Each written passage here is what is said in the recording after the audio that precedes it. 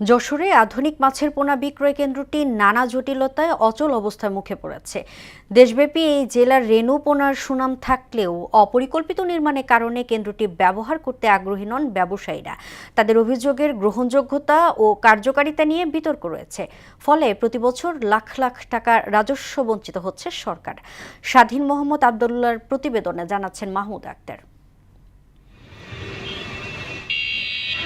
১৯ কোটি টাকা ব্যয়ে যশোরের চাচড়ায় মাছের রেণু পোনা বিক্রির জন্য একটি আধুনিক কেন্দ্র নির্মাণ করা হলেও নির্মাণের ৫.৫ বছর পরও পুরোপুরি চালু হয়নি। দেশের বিভিন্ন প্রান্তে যশোর অঞ্চলের রেণু পোনার সুনাম থাকা সত্ত্বেও পোনা ও হ্যাচারি ব্যবসায়ীরা কেন্দ্রটি ব্যবহার করতে আগ্রহী নন।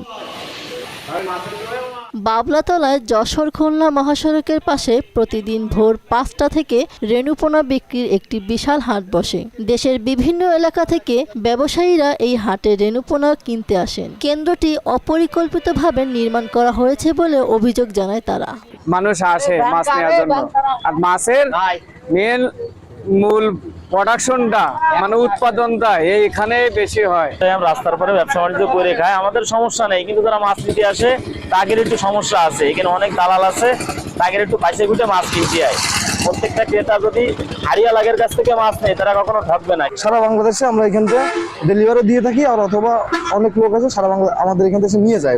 দ্রুত সমস্যা সমাধানের মাধ্যমে কেন্দ্রটি পুরোপুরি চালুর আশ্বাস দিয়েছে মৎস্য বিভাগ। পোনা যারা বিক্রয় করে এদের সাথে রেগুলার কথাবার্তা চলছে। আমরা আশা করি যে তারা এই পোনা বিক্রয় এর ভিতরে এসে আমাদের যে সেন্টারটি আছে এখানে এসেই তারা বিক্রি করবেন আর কি। যশোরে আধুনিক মাছের পোনা বিক্রয় কেন্দ্রটিতে বছরে প্রায় ৬৮,০০০ কেজি রেণু পোনা উৎপাদন হয়। মাহমুদা আক্তার, মোহনা সংবাদ।